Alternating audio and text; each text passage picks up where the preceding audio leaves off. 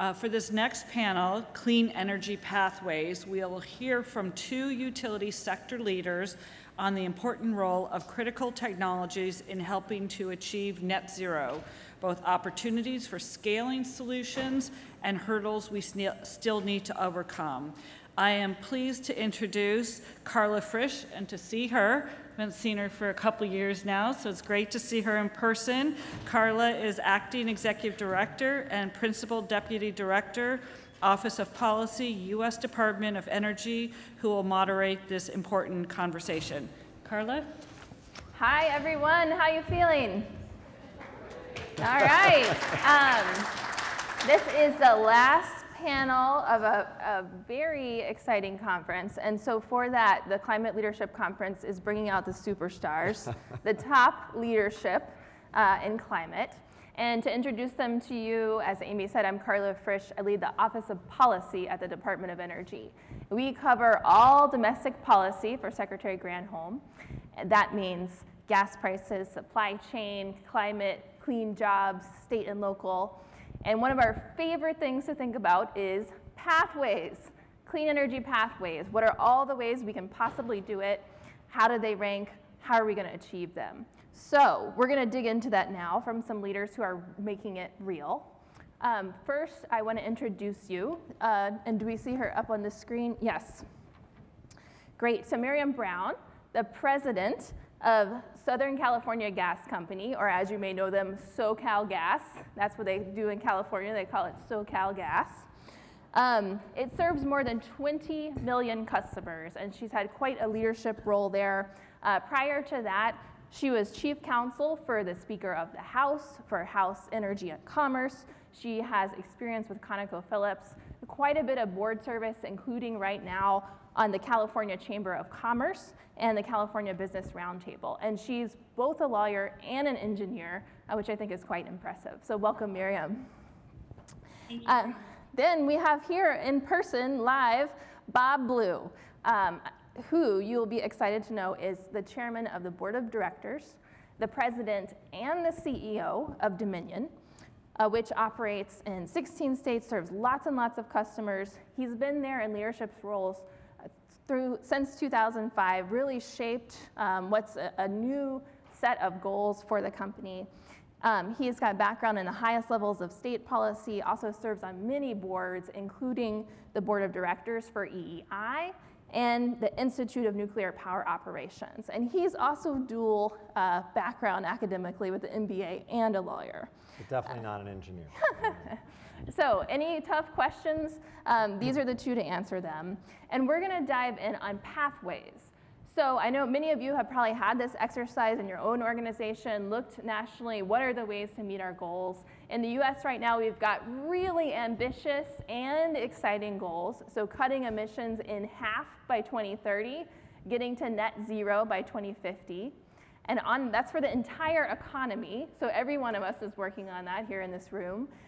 For electricity, getting 100% clean by 2035. And then for vehicles, making sure that 50% of new vehicle sales by 2030 are zero emissions. So big time goals. And we're in Washington, we're looking to the private sector to help out on meeting those. So Miriam, you also have these big goals. Your company goal is achieving net zero greenhouse gas emissions in operations and delivery by 2045. So tell us about that and what is your plan to meet that goal? How are you going to do it? Thanks very much, Carla. I appreciate the introduction. It's wonderful to be with you and Bob and this audience. Before I jump into what SoCal Gas is doing in the world of clean energy, I think that it's important to pay attention to the terminology that's going to guide all of us as we move towards this clean energy transition, because words matter. And I have three really important examples. One example is reliability versus resiliency. I was very glad to see that there was a panel earlier today on resiliency. Reliability is different from resiliency. Reliability is our system working the way it should work under standard operating conditions. The term reliability is used in the Federal Power Act no less than 100 times. Resiliency doesn't appear once in the Federal Power Act, but it should. Gas infrastructure is largely underground, so that means that it is protected from a lot of the external events that compromise resiliency, wildfires, mudslides, contiguous days of cloud cover. And so as we think about resiliency, I think it's really important for this audience to see that we are the energy and environment professionals that are going to define resiliency, that are going to design resiliency, and build resiliency into our energy system. A second term is decarbonization, and it being a larger endeavor than electrification. Any goal towards a decarbonized economy is logically, obviously going to include a significant amount of electrification, and it will include clean fuels like hydrogen and renewable natural gas. Clean fuels and electrification, they complement each other. They really are perfect partners. A lot of times I talk about them like perfect partners like Fred Astaire and Ginger Rogers, right? The third term is environmental policy and environmental justice. Very related, but distinct. Environmental policy is about how environmental policy affects the environment. And environmental justice is about how environmental policy affects people. And that brings me to my second broader point, and that is that words matter, yes, and how the energy transition happens also matters. Because energy has to be a lot of things. It needs to be affordable. In the previous panel, there was a lot of discussion about it needing to be equitable, and it needs to be reliable and resilient and clean. It needs to be all of these things at the same time in the proper balance. And that's why SoCalGas has done a lot of work to analyze and really understand the role that our infrastructure needs to play in the decarbonized future. And we published those analytics last year in the fall. And the major takeaway for this audience from that body of work really is this. It is the strengths of clean electrons from solar and wind and geothermal, combined with the strengths of clean fuels from hydrogen and renewable natural gas as examples, that gets us to our clean energy transition the most affordably and most resiliently. And to this end, we were very excited to announce a proposal to build a green hydrogen pipeline system in Southern California. And just last week, the Governor Newsom, indicated a priority on filing with the federal government, and I know that this is some of the important work that DOE is doing, file with the federal government to establish a hydrogen hub here in California. And the very next day, the city of Los Angeles unanimously voted to support a hydrogen hub in the city of Los Angeles. And why this is important is it shows a confluence of political will and technological know-how. So as you mentioned, SoCalGas set an aspiration to reach net zero by 2045 across all three scopes. And the green hydrogen pipeline system, its name is Angeles Link, goes a long way towards helping us to accomplish those goals. As conceived, Angeles Link would displace about 25% of the natural gas in our system. And that is a significant amount. Remember that SoCalGas is the largest gas utility in the Western Hemisphere. It is intended to serve those parts of our economy that are viewed as hard to electrify, that we simply can't plug in. The three areas are electric generation, heavy duty transportation, and high heat manufacturing applications.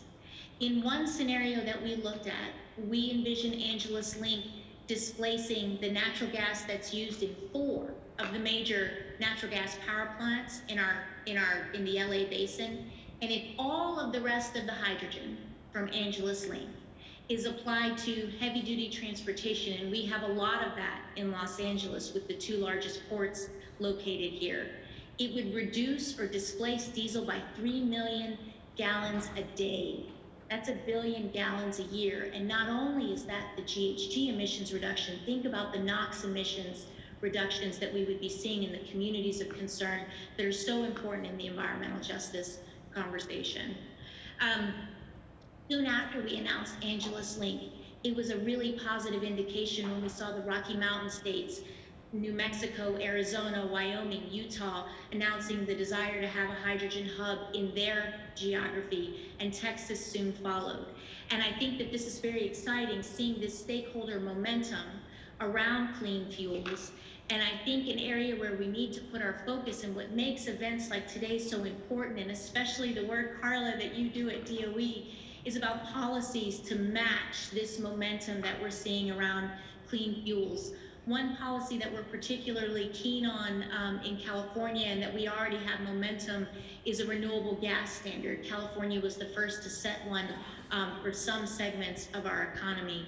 I think also the incredible work that's being done on R&D at DOE, so that we can together determine the best ways to safely and efficiently move these clean fuels through our system is super, super important.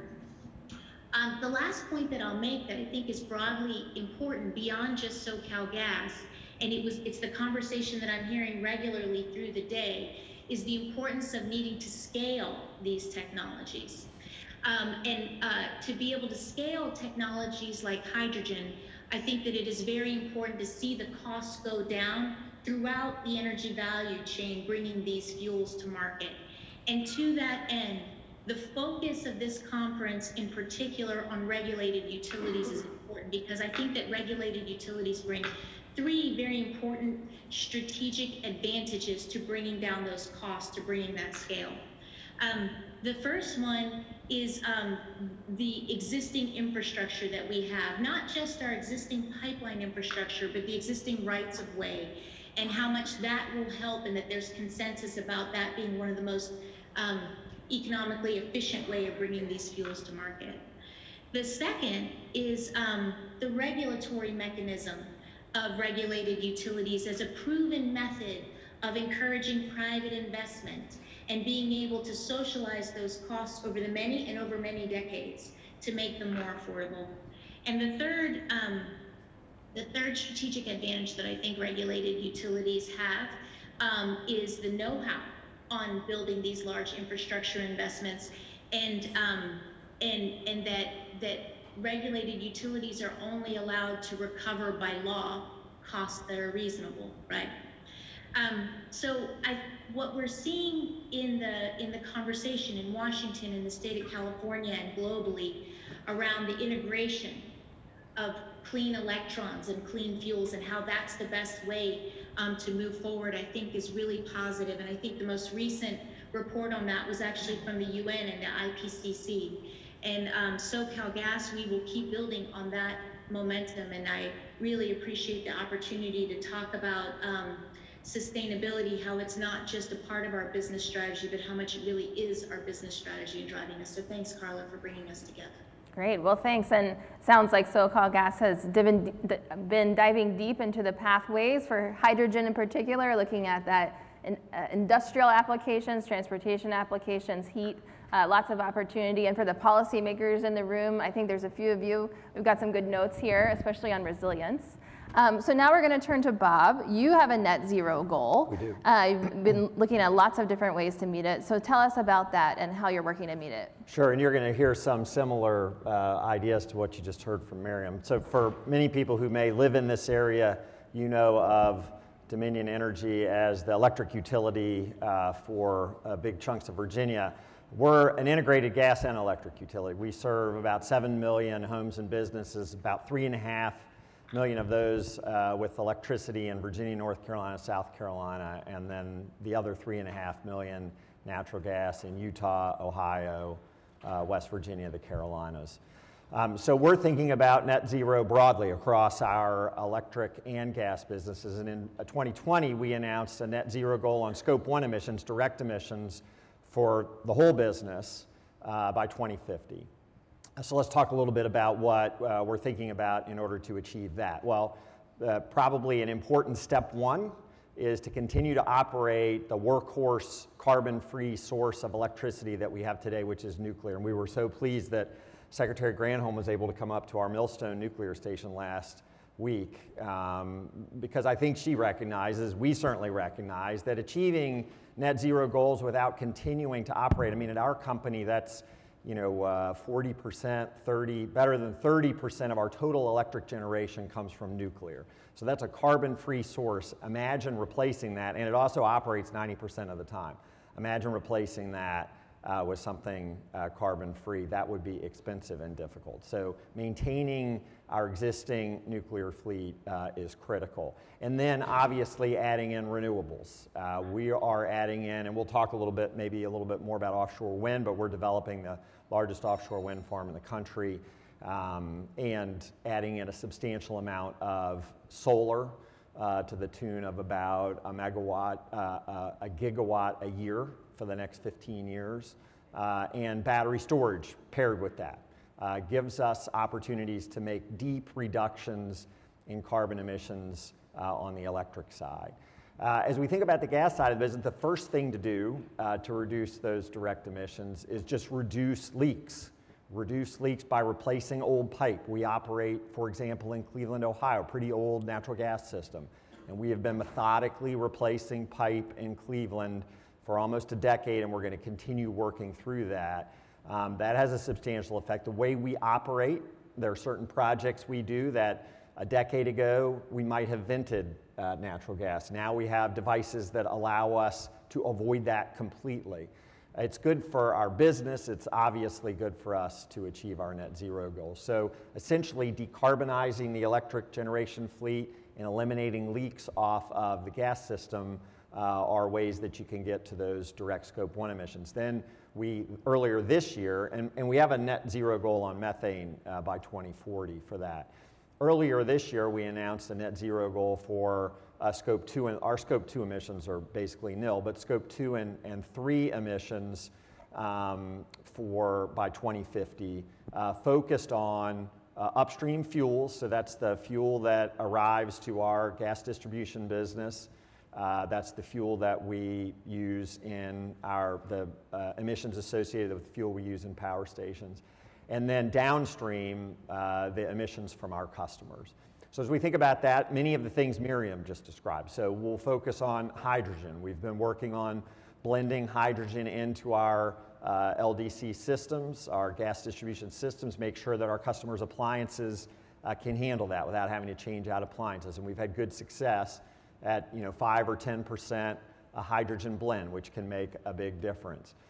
Focusing on responsibly sourced gas from upstream, making sure that the vendors that we're buying fuels from are achieving their production responsibly, that they've set targets for themselves, that they're transparent about their emissions.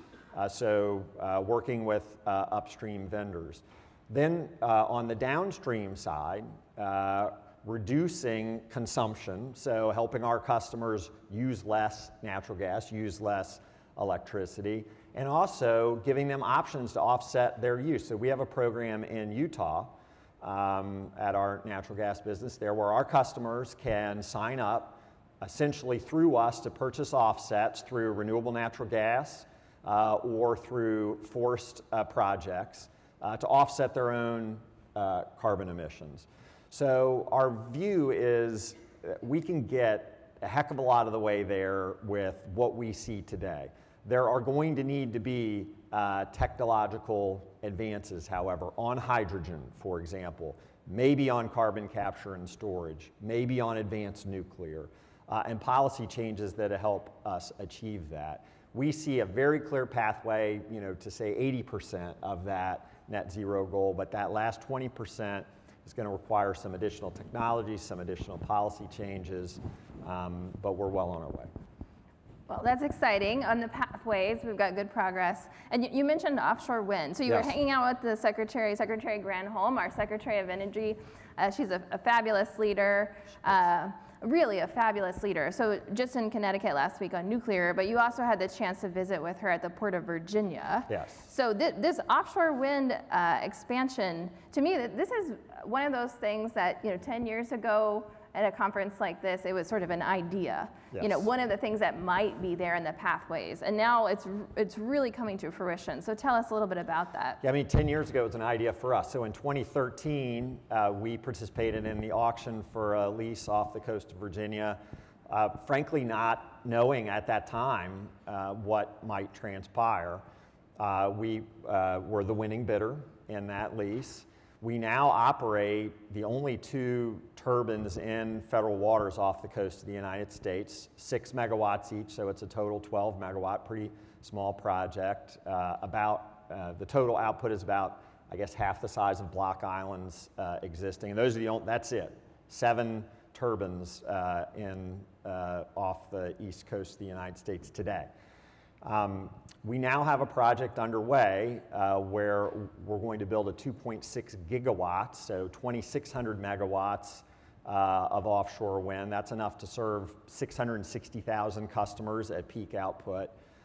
It's 176 turbines, 27 miles off the coast of Virginia Beach, each of them 820 feet tall. So this is not an insubstantial construction project. We're in the permitting process today at the state level. In fact, with our state regulators, we reached a settlement for approval of that project with the staff of the state regulators, with the Nansemond Indian tribe, among others, with the Sierra Club. All agreed on that. We're also in the federal permitting process.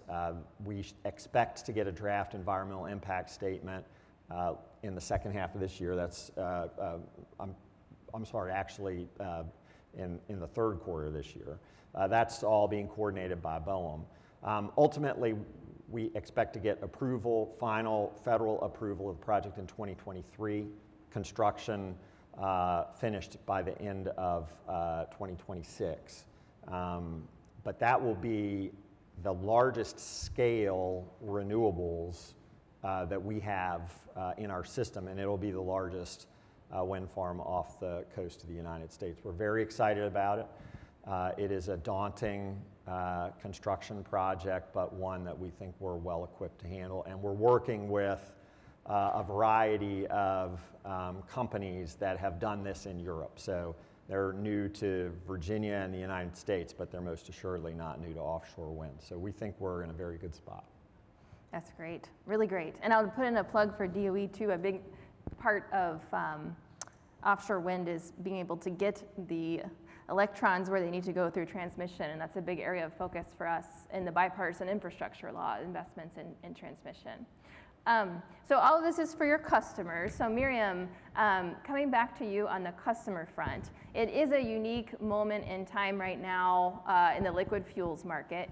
We've got some inflation, we've got Putin's war on Ukraine. So tell us, you've had efficiency initiatives for a long time. Tell us about some of what's going on that front and how you all are working to help customers at this moment in time. Thanks so much, Carla, for that question. You know, we share the empathy for what consumers everywhere are dealing with on higher costs for everything, not just energy, but all products and services, and it's something that Americans are struggling with. I would say that what we have that helps us on the natural gas utility side is that the bills that we do, that our customers do see are among the lowest in the country, and I think that that's helpful. But to your point, we keep working in real time now to help to support them.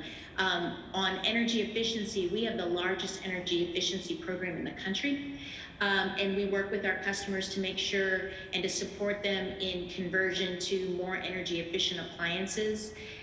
But also we have a very significant program to support those income qualified customers of ours and support them on their bills. And last and anything but least, that we're very proud of our gas acquisition function at our company, which actually procures gas for our customers. And using a lot of tools that they have, we consistently purchase gas for our customers. Gas is a pass-through for us. We're a decoupled state, but purchase gas for our customers below the market price, below what the spot market is seeing these days. Great. Well, thank you.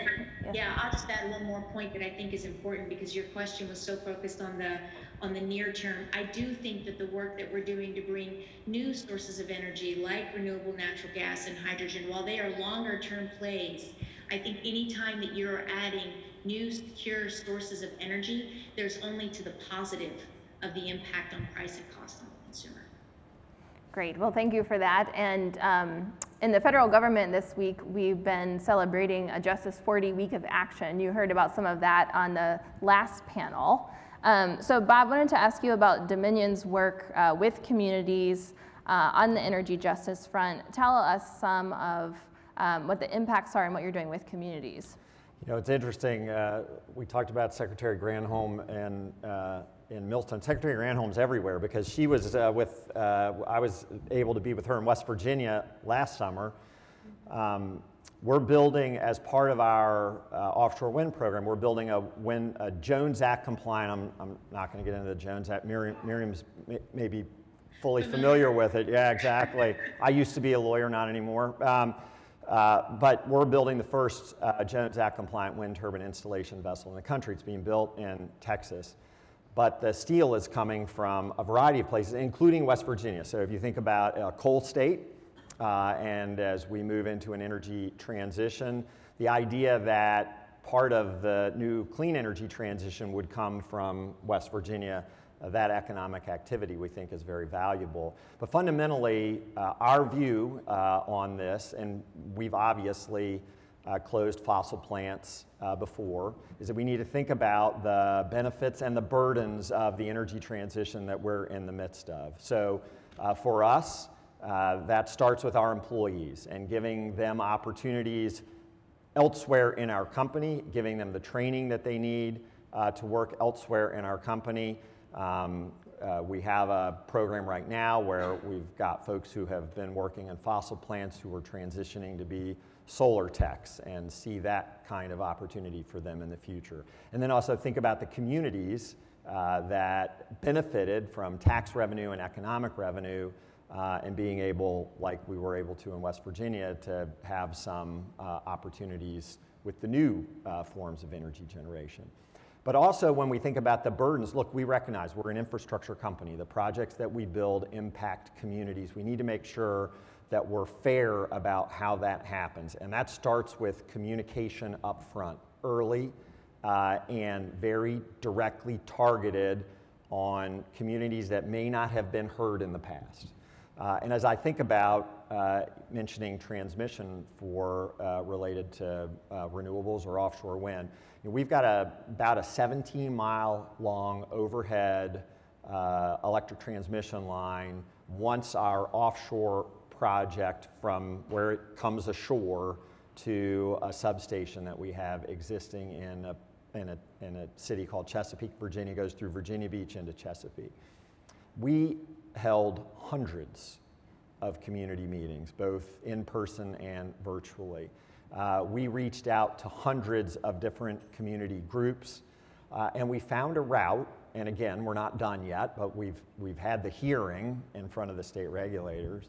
We found a route that we think meets the needs of the community and doesn't unfairly impact the kind of communities that have not been heard in the past. So from our point of view, what's required is early outreach, not just holding sessions, but actually listening to people and taking what they tell us to heart, and finding then a way to minimize, understanding there's going to be an impact on infrastructure, but from infrastructure projects, but finding ways to make sure that the burdens are not disproportionately on communities that haven't been heard as much in the past. Right, communities that haven't been heard as much in the past and have also heard about benefits that might be coming and haven't quite showed up yet. So moving progress in that area. So for both of you, we've got a room here of climate leaders, feeling energized from the last couple days, talking to each other, getting some ideas.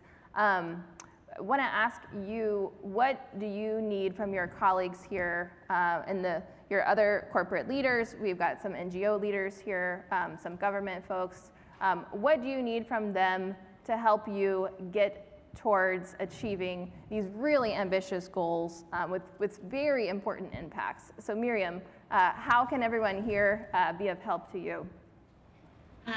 Gosh, I think I can make this one short and sweet. I think that we need, and it's been said earlier today, we need continued collaboration across all stakeholder groups, working together on these initiatives, advancing technologies, and advancing policies to support them. And I, again, appreciate this congregation of stakeholders to be able to talk about these issues. Great. Well, thank you, and thanks for being here with us. Bob, what can we do to help you? Yeah, I completely agree with that, and I might add just a little more specificity on that collaboration. As I mentioned, we're in the infrastructure business, and right now we're in the renewable infrastructure business in particular. That requires a permitting process. It's incumbent upon us from our side to be transparent, to communicate early, to be very clear about what we're doing.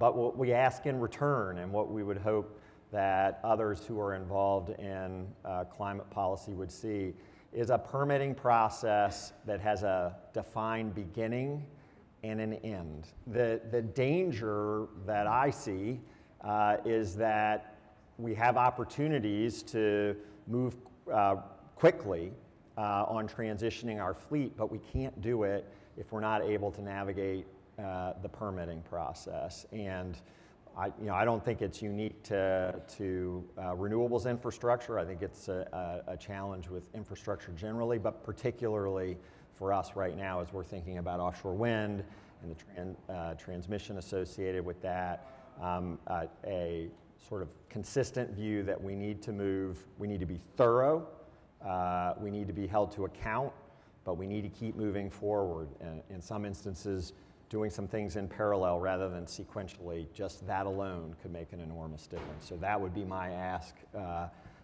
and it is my ask whenever I get a chance to talk to policymakers. Yeah, nudge, nudge, Department of Energy. Department of Energy, Department of Commerce, Department of Interior, we get to see them all equally. We're happy to, and we should, and the permitting process should be rigorous. It should also have an end. Got it. Okay, an apt end to the panel, into the conference, into the permitting process. With infrastructure, we do at Department of Energy have a historic level of investment, biggest change for the department since our founding in 1977 through the bipartisan infrastructure law, $62 billion in infrastructure. And we are partnering with companies who are leading across the US, with states, with local governments, with tribes. But I just wanted to let you all know all of that information is available on energy.gov/BIL for bipartisan infrastructure law. We've got $6 billion up there right now open on batteries if you want to come work with us, and lots of opportunities to give input of requests for comments that really shape what those next funding opportunities will be. And we're looking to leaders in the private sector who are stepping up and making real change, putting steel in the ground, working with communities. So I want to thank both of you, Miriam and Bob, for your leadership and for being here with us at the Climate Leadership Conference. Thanks a lot, appreciate it. All right.